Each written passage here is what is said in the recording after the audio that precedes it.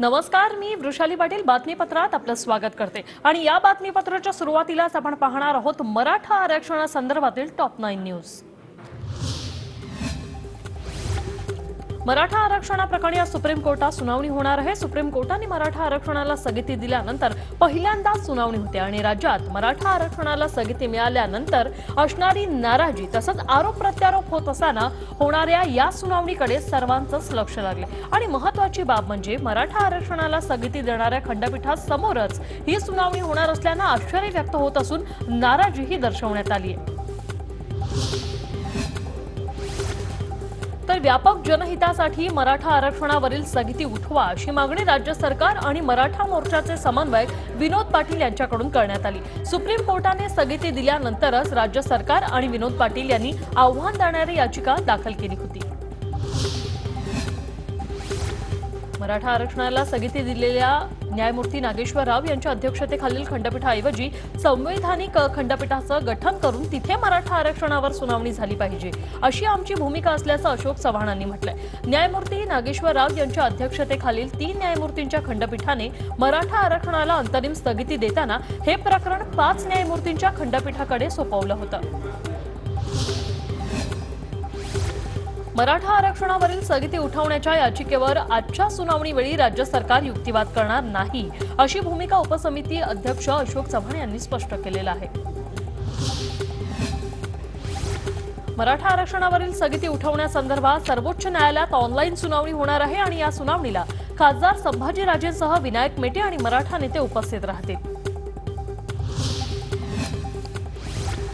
सरकारच्या उदासीनतेचा फटका मराठा समाजाला बसतोय। मराठा आरक्षणासंदर्भात सरकारचा ऍक्शन प्लॅन तयार नाही अशी टीका मराठा मोर्चाचे समन्वयक विनोद पाटील यांनी केलेली आहे। 3 पक्षाच्या सरकारच्या बैठकीत वेळ जातो त्यामुळे आरक्षणाला उशीर होतोय असं देखील विनोद पाटील म्हणतात। मराठा आरक्षणासंदर्भात ठाकरे सरकार अजिबात गंभीर नाही। सरकारच्या नाकारतेपणामुळेच मराठा आरक्षणाला स्थगिती मिळाल्याची टीका विनायक मेटेंनी केली। मराठा नेत्यांच्या राजकारणामुळे मराठा समाजाला आरक्षण मिळणं अवघड असल्याची टीका वकील गुणरत्न सदावर्ते यांनी केली। मराठा नेते आपली राजकीय पोळी भाजण्यात मग्न असल्याचा हल्लाबोल देखील सदावर्ते यांनी केलाय।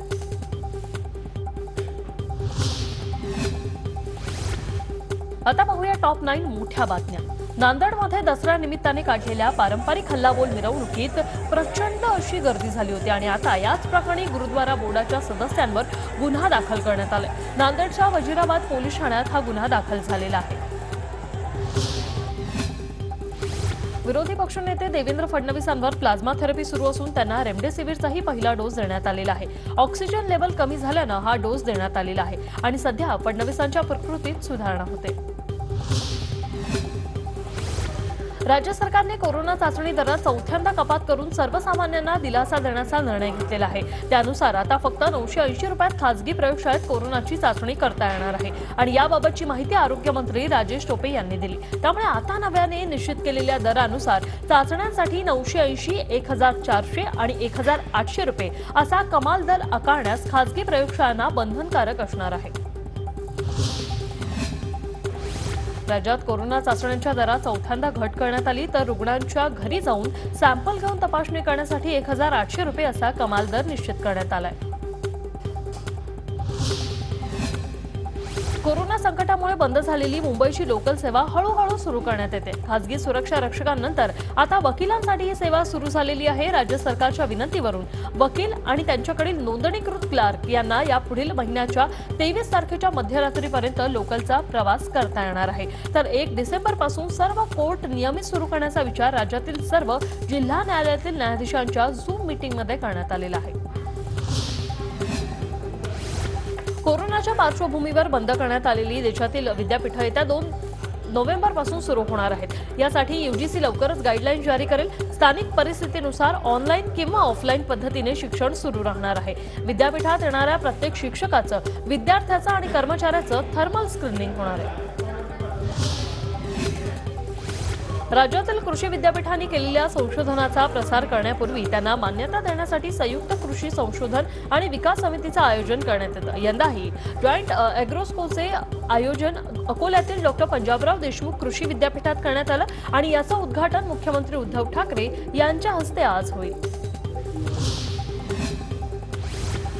तर कांदा दर वाढल्याचं कारण पुढे करत केंद्र सरकारने कांदा व्यापाऱ्यांनी साठवणूक कांद्यावर नियमावलीचे अस्त्र सोडले। निश्चित साठ्यापुढे आता कांदा साठवणूक करू नये असा फरमान निघालाय। धास्ती घेतलेल्या व्यापाऱ्यांनी कांदा खरेदी न करण्याचा निर्णय घेतल्याने उत्पादक देखील आता यामुळे चांगलेच अडचणीत आलेले आहेत।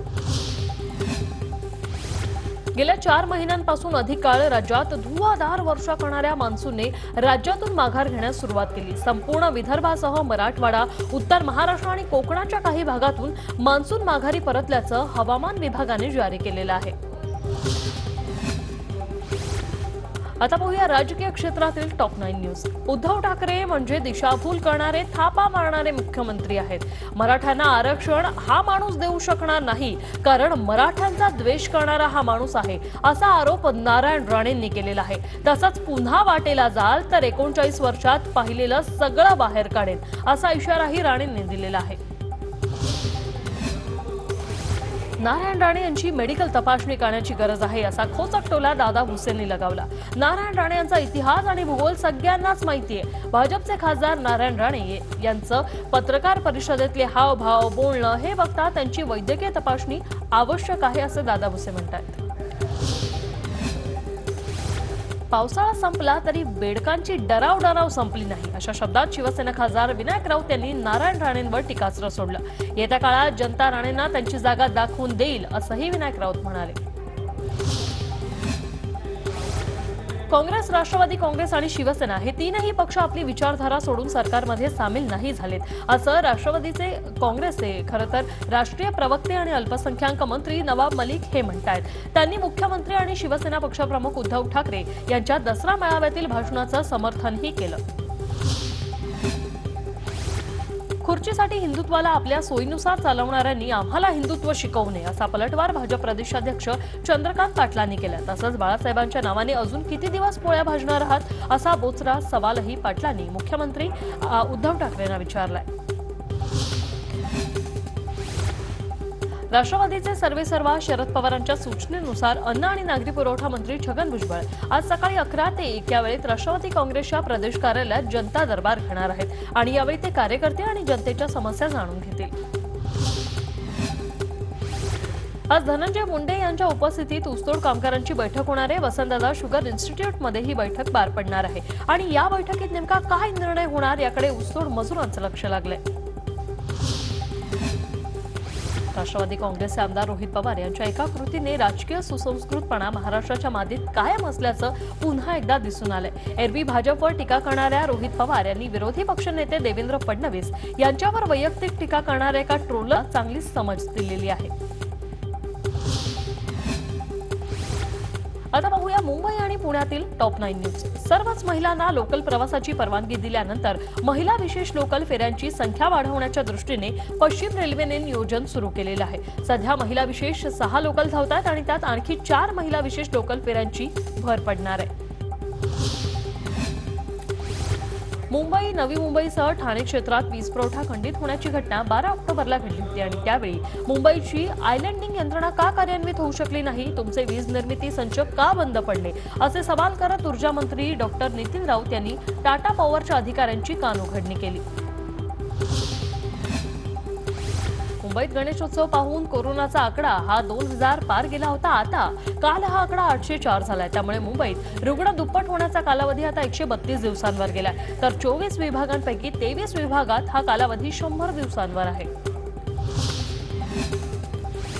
कोरोना संसर्गाच्या पार्श्वभूमीवर गेल्या 7 महिन्यांपासून बंद असलेली पुणे शहरातील उद्यानं 1 नोव्हेंबरपासून खुली होणार आहेत। याबाबत आदेश जे आहेत ते पुणे महापालिकेकडून लवकरच काढले जातील। कोरोना नियंत्रणात असला तरी अटी आणि शर्थींच्या आधारावर उद्यानं खुली केली जाणार। आपल्या मातीतील खेळ मल्लखांब अमेरिकेत लोकप्रिय करण्यासाठी पुणेकर चिन्मय पाटणकर आणि प्रज्ञा पाटणकर हे पती पत्नी गेल्या अनेक वर्षांपासून मेहनत घेतात। त्यांच्या कार्याची दखल पंतप्रधान नरेंद्र मोदी यांनी आपल्या मन की बात या कार्यक्रमात घेतली, त्यामुळे अमेरिकेत राहणारे चिन्मय आणि प्रज्ञा यांचा आत्मविश्वास वाढलाय। सावित्रीबाई फुले पुणे विद्यापीठाच्या अंतिम वर्ष परीक्षेतील अडचणींबाबत विद्यार्थ्यांकडून 13,000हून अधिक तक्रारी आल्यात।